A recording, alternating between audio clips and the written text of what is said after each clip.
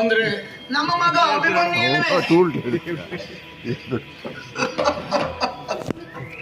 ಅವ ಯಾರು ಎನ್ನುವುದನ್ನು ಮರೆಯಬೇಡ.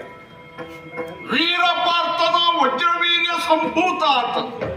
ಅವ ಬಿಟ್ಟು ಕೊಡಬೇಕು ಅಂದ್ರೆ ಸುಭದ್ರ ಒಂದು ಕ್ಷಣವೂ ತಡ ಮಾಡದೆ ಬಿಟ್ಟುಕೊಡ್ತೇನೆ. 9 ತಿಂಗಳು ಇಟ್ಕೊಂಡು ಎತ್ತವಳು ನಾನೇ, ಅನುಗ್ರಹಿಸಿದವ ನಾನೇ.